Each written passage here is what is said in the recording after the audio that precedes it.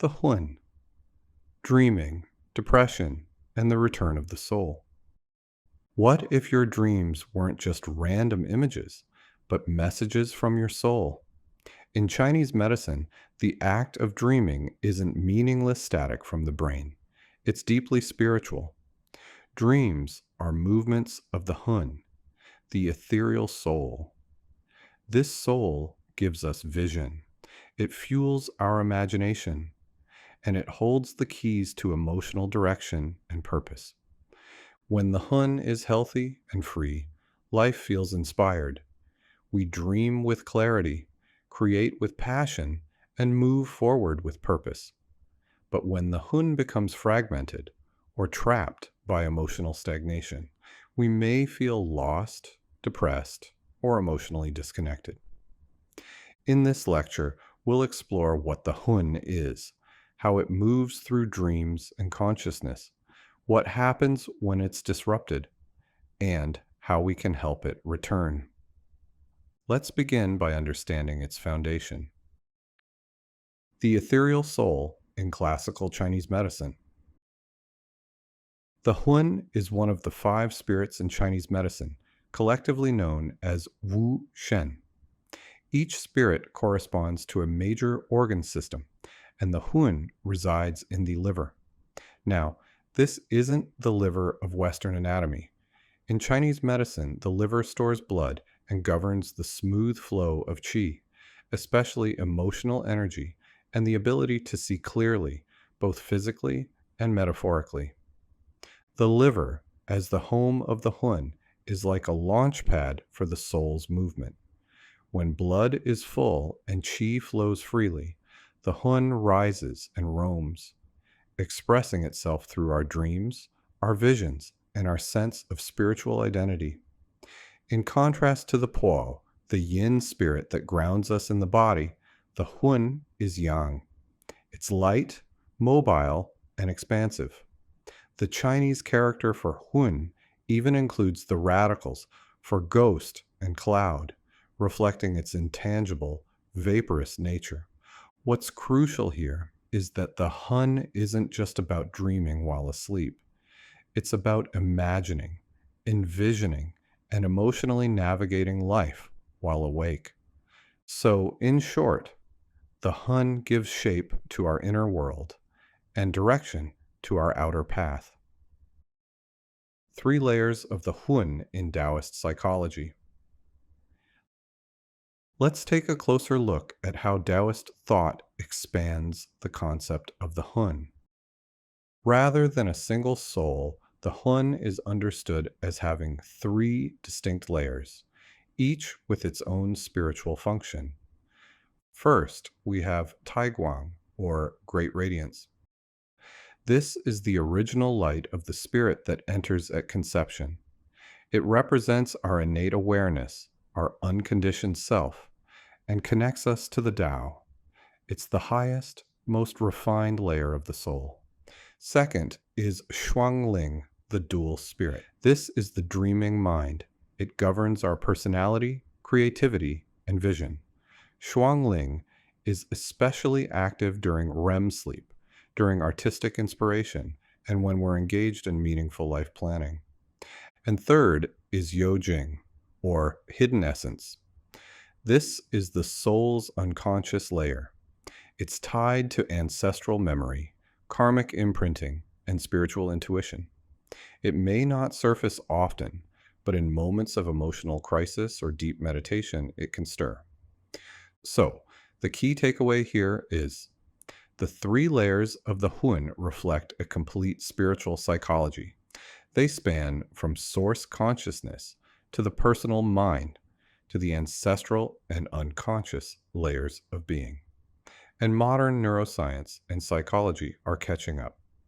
Taiguang parallels the witnessing self, or what some might call pure awareness. Shuangling aligns with the executive and imaginative brain. And Yojing resonates with Carl Jung's idea of the shadow and the collective unconscious. This layered model gives us a clear picture of how dreams, emotions, and soul expression are intertwined. when the hun becomes disrupted, depression, and disconnection. Now, here's where it gets interesting. What happens when the hun loses its movement? In Chinese medicine, emotional disorders like depression are not just chemical imbalances, they're spiritual disturbances.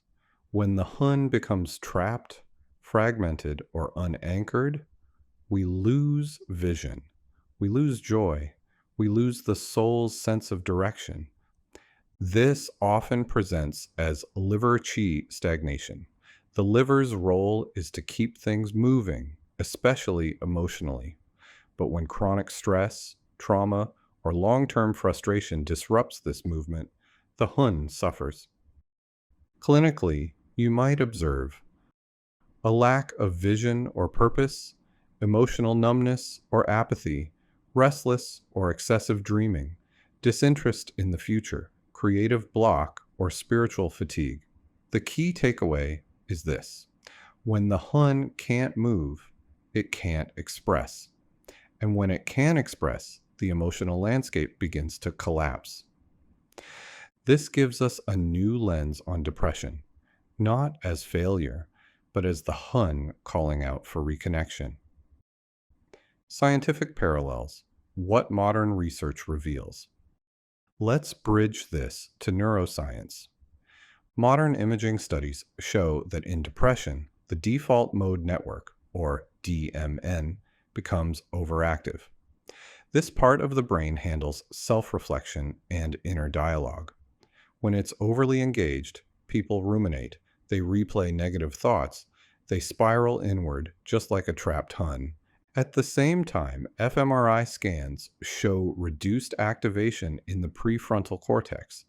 That's the region responsible for planning and executive function, essentially the part of the brain that envisions the future. And the hippocampus, which helps us orient in space and time, often shrinks in people with long-term depression.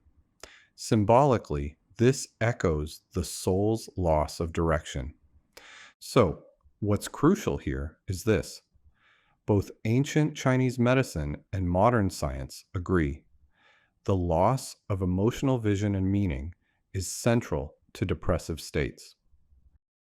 Restoring the soul's radiance, clinical strategies to support the hun. So, how do we bring the hun back? The first step is to anchor it, to nourish the liver blood and move liver qi. Because without blood, the hun has nowhere to rest, and without qi flow, it cannot rise and roam. Acupuncture can play a powerful role. Liver 3 is used to release liver qi stagnation and unblock emotional flow. Urinary bladder 47 is known as the gate of the hun. It's traditionally used to recover lost vision and reconnect the spirit with direction. Heart 7 is the spirit gate. It calms the mind, reduces anxiety, and restores clarity. Let's briefly look at the science here. A randomized controlled trial published in PLOS One in 2018 showed that Heart 7 significantly lowered test anxiety and cortisol levels while improving heart rate variability. Animal studies published in Neuroscience Letters 2021 also found that stimulation of Heart 7 affected emotional regulation centers in the brain, including BDNF and CRH pathways. A 2024 meta-analysis in Frontiers in Neuroscience found that liver 3 activated the medial frontal gyrus and thalamus, areas associated with emotional regulation and decision-making. It is worth noting that while urinary bladder 47 hasn't been studied as extensively, its continued use in treating soul disorientation remains a hallmark in traditional practice. This gives us a clear picture. We're not just treating symptoms, we're supporting the soul's return. Chinese herbal medicine and the DMN. In a study published in European Neuropsychopharmacology in 2024, researchers looked at how morinda officinalis oligosaccharides, a plant extract commonly used in Chinese medicine to strengthen kidney yang and treat depression, affect brain function in people with major depressive disorder.